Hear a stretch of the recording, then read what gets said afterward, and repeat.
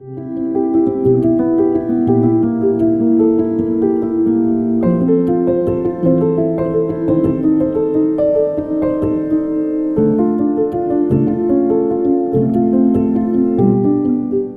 this edition of Lexington Now, the Davis Park Community Center, renovations at the Pam Miller Arts Center, and the Firefighters Toy Program.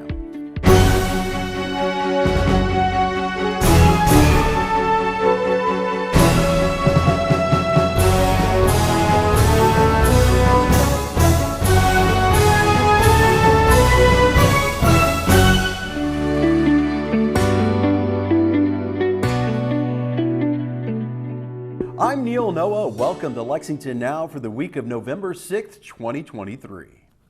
Mayor Gorton joined members of Community Land Trust to break ground on the new Davis Park Community Center, further enhancing the neighborhood.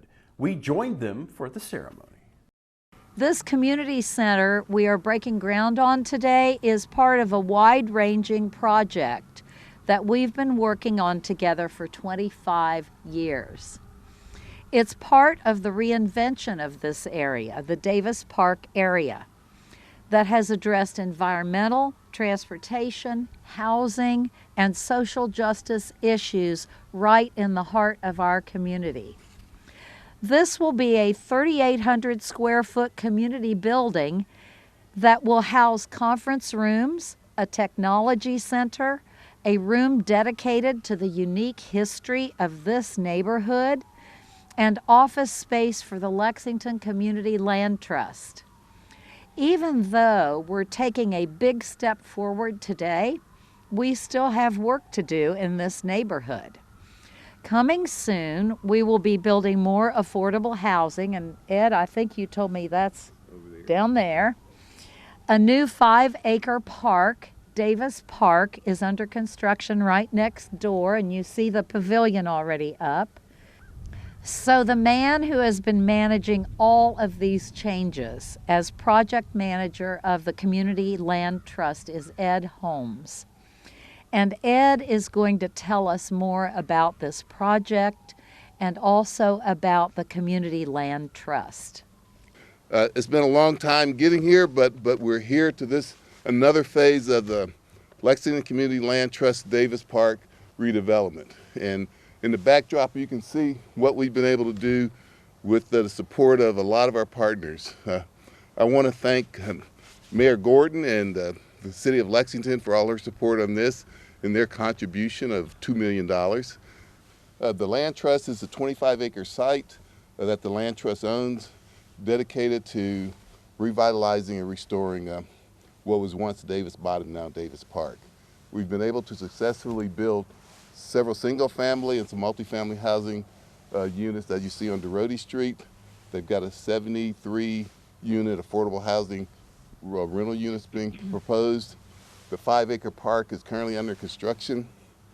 And we've got more plans for some mixed use and commercial development along the way. So it's a significant project. It's the re-envisioning what Davis Bottoms could ultimately become. As you know, this site for this community center is about 1.5 acres, and it's located off of Oliver Lewis Way on the Lexington Community Land Trust, which was created in a response to environmental and social justice issues relating to the Newtown Pike Extension project. It is also on the corner of Versailles Road, where we've seen a lot of activity lately and where I want to see even more projects come to fruition. It's a comprehensive redevelopment plan which is expected to improve traffic flow and access to the University of Kentucky. But today we are here to begin this project on the community center that will serve not only the 11th district but a wider surrounding area, and I hope will serve as a gift to all who use it. In addition, the Community Land Trust is working on affordable housing efforts, and this new development will serve the housing that's already here and the housing that is to come. It will have a ton of different activities inside, and will be conference space, and we'll have a special area that gives tribute to the rich history of this neighborhood. And I'm happy to say that through our ARPA funding, Lexington Fayette Urban County Government secured $2 million for this project. And I'm glad that I could play an active role in that process. Additionally, we are so grateful to the Kentucky State Transportation Cabinet for contributing $1 million. This center is going to enhance the overall development of Davis Park for its residents and be a place that is welcoming to all the new housing that's coming and the surrounding area. This groundbreaking is more than construction of a community. It's about building a community that in the past was overlooked and forgotten. This community center is about the people of Davis Bottom who came before us. Those who have stayed and those new residents that have moved in. It's about transforming our neighborhood into a place where people can live, work, play, and point with pride that this is our neighborhood. And this will be our community center that reflects the desires and wishes of all of us. As president of the CLT and longtime resident of this neighborhood, I understand how this community center will contribute our neighborhood vitality, health, and well-being by building a sense of purpose and resilience. And to add on to that, we've been I'm 59, over 60 years, this Newtown Pike extension has been in process, and it finally has come. My parents, a lot of our residents have moved on, but at the same time, everything is coming together, as you see. Right here at the downtown area, like I say, a lot of communities we pull together. We have a real strong community, as you can see. I have a residence over here. Some of us done been in here a long time, but we just thank for this opportunity and thank everybody that has contributed to this community and this project. And God bless y'all, and we thank you. 2, 3, go! The Pam Miller Downtown Arts Center is expanding and modernizing its space, and we caught up with project architects to talk about what the renovation will bring to the Main Street arts scene. So my name's Joe Rasnick. I'm with Integrity Architecture. We are the architect of the project, and we are standing in the 3rd floor of the Pam Miller Downtown Arts Center. It's one of a couple of spaces that will be fit up and generally brought up to modern standards and add some much needed square footage to the existing center. This is a great spot in the building. So there's going to be a lot of different classes or visiting artists that can come here and make use of the workspace itself. We've got sinks, we've got fume hoods, we've got plenty of kind of movable furniture or kind of teaching space on the wall. It's a very flexible part of the project. That'll be a part of our community that they can use. So we're excited to help put that together. So what we are adding is, in general, a lot of flexible space. We know, and working with the city and just doing the type of work we do in the community, we know that the arts are a huge element in Lexington and broader Fayette County. We're very excited by that and that type of work as a firm. So we latched onto this project pretty quickly, and we're very excited to kind of assist the city and the great staff at Pam Miller at kind of dreaming up what some of this unused space could become. Performance type spaces, so you have dances, you have things like acoustic performances or music performances. We'll also have event space. We are very excited to be involved with a project that puts the arts front and center. So this is like a really cool blend between performance space and event space. Now those are very different user groups. Like one of them is like all blackout, all lights and performance, and the other one is sort of like, it's like a community thing where we're here to, like a bunch of people relating in a big group. And so those types of environments, they often shift a lot. That's two very different types of environments. So we've been excited to kind of come and approach this project to provide both of those things with that type of flexibility. It's been a lot of fun, especially down on the 1st floor with that kind of performance space that kind of has a couple different focus areas, and then it's also a big basically party room for after events or before events or different things here and there for the city and for the Arts Center. Now up here on the 3rd floor, this is a much larger area. And so there's a few things that they can do here, from a larger group to a medium group to like this makerspace group in the back that kind of, they can get super messy if they want to get messy, or you can come out here and you can have a wedding reception of such. So it's a super flexible space, and that's been a lot of fun to kind of help hear from the users what they need and what they're looking for, and then try to bring that to them. Bring that to the city is an exciting thing to do. So this is an ARPA-funded project, one of many that have been going on around the community. So we are super thrilled to have the opportunity to work on one of those types of projects, but also very excited that we had that access, we had that ability to procure that funding for the project to really make this happen, and it was vital for the project. I would say I'm mostly excited just with the simple idea that there's going to be a lot of spaces that have not been getting used, that have been sitting here dormant for many, many years, and they're finally going to start to get some activity. Particularly the Main Street restaurant space that really was kind of a fixture for the community for so long. I'm really, really excited to see some new life get brought to that. Anytime we can activate Main Street and anytime we can bolster some of those cultural things like the Pam Miller Art Center is just a really great benefit, both personally and professionally for me. So I'd say that's what I'm most excited about. It's time to help kids have the best possible Christmas, and we'll tell you how after the break.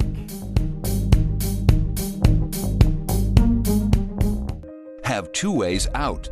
When fire strikes, deadly smoke can fill your home within minutes. That's why the USFA wants you to plan and practice home fire drills. Draw a map of each level of your home showing all doors and windows. Discuss the map with everyone who lives with you. Practice your home fire drill at least twice a year. Make sure all doors and windows that lead outside open easily. Push the smoke alarm button to start the drill. Try feeling your way in the dark or with your eyes closed. Have at least 2 ways out of every room. If your first way out is blocked by fire or smoke, you can use your second way out. If there is smoke, get low and go. Crawl quickly under the smoke to your nearest exit. Close doors behind you and gather at a pre-planned outside meeting place where first responders can see you. Call 911. Remember, get out and stay out. Never go back inside for people, pets, or things.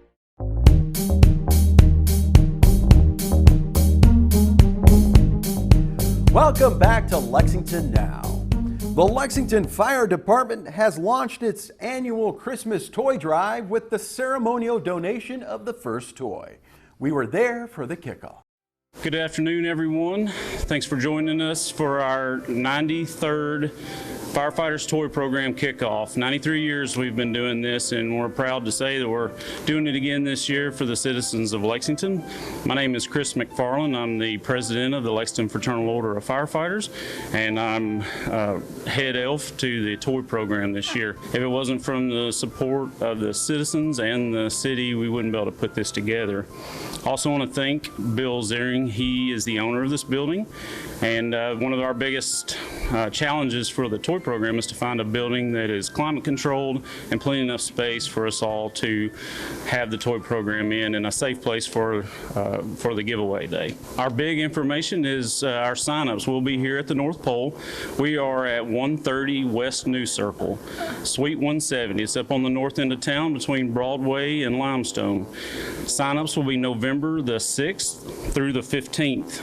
You'll sign up here in person. If you're interested in being on our toy program, you'll need to come to this building. I will post all the sign-up times and dates on our website. For those out there that would like to help with this program, we have multiple ways that you can get involved. For years, everyone would visit the fire stations and drop off toys, and that kind of went down through COVID.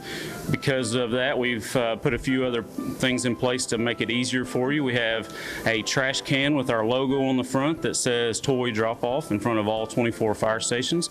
You can drop off a toy, new unwrapped toy, in those bins. The guys will bring them in at night, and we'll go around and pick those up and get them back here to the North Pole. So we really desperately need you to help us out with that, get us some toys, and drop them off at the fire station. You can also bring them straight here to the North Pole. A couple other things that we have, is a Amazon wish list, and we'll have this on our Facebook page and our website as well. The Amazon wish list is items that we know we're going to be short on, we have on that wish list. You can do it from the comfort of your couch. You can go to that wish list, purchase a toy, it will ship it straight here to the North Pole for us, and you never even had to leave your living room or your office. So that's a big one, and you can always donate to us. We will spend that money to buy more toys. We have Venmo and PayPal.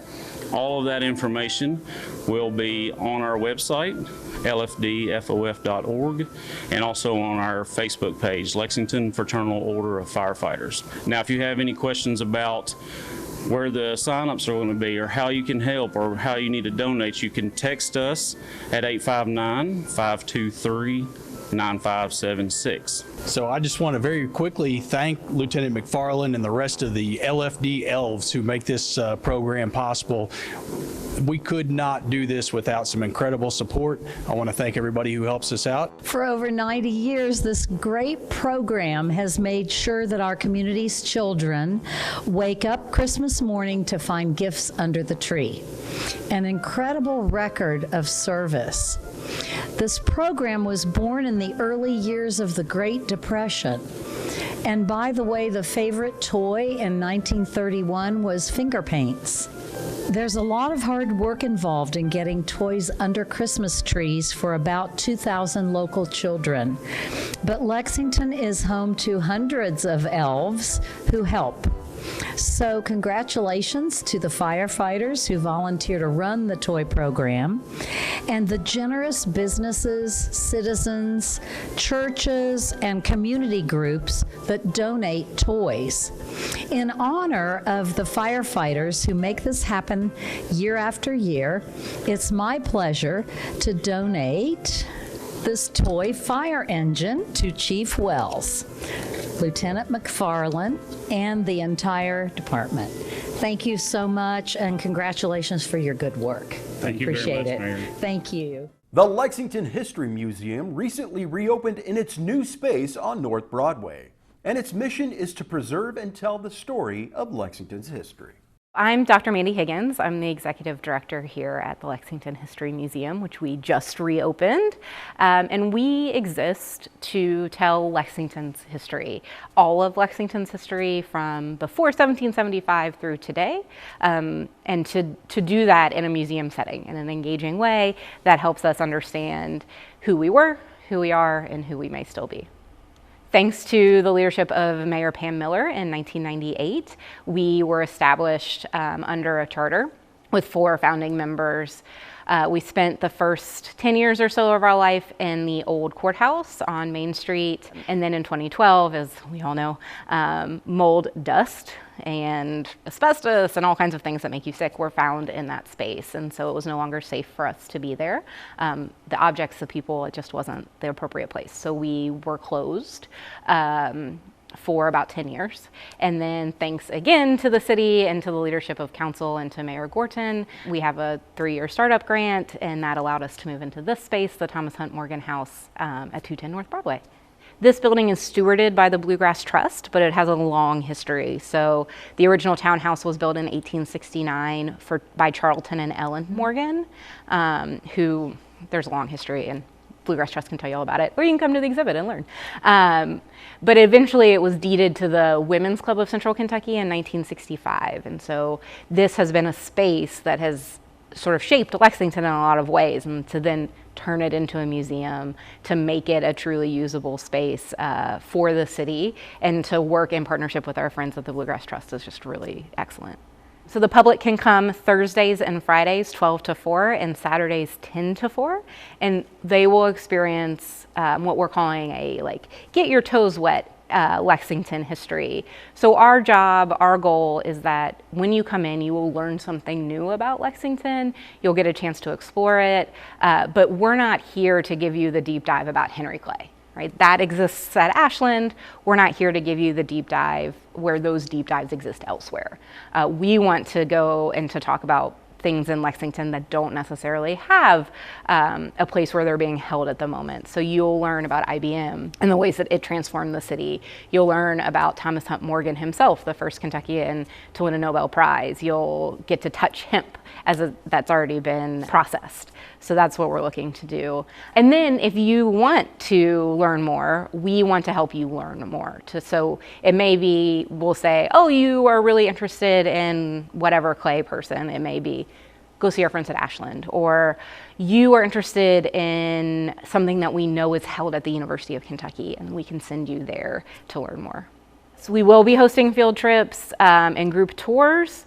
We're not an event rental space necessarily, but we can talk to folks if they're interested in partnerships or collaborations that would make sense with the museum. We will schedule tours Monday through Saturday, though we encourage you to think about Monday through Wednesday when we're not open to the public to have more of a private tour, and definitely a field trip. We depend on a cadre of volunteers and a board. We do have an intern every year. So if folks would like to volunteer, we're always looking for volunteer docents, people to help us with archiving and cataloging our collection and describing our collection. So we would love to, and you can learn more about that on our website at lexhistory.org. We really hope that Lexington will embrace us being back open to the public, and we hope you will come see us. Thursdays and Fridays, 12 to 4, Saturdays, 10 to 4. There is an admission fee. You can find all of that information at lexhistory, lexhistory.org. Please come see us. Even though it is a shorter week at City Hall, we've still got some live gavel-to-gavel meeting coverage to tell you about on Lex TV, and you can catch it all right here and on our website. And remember, for the most accurate and up-to-date information on all city business, you can check out our website at lexingtonky.gov. Here's this week's meeting coverage.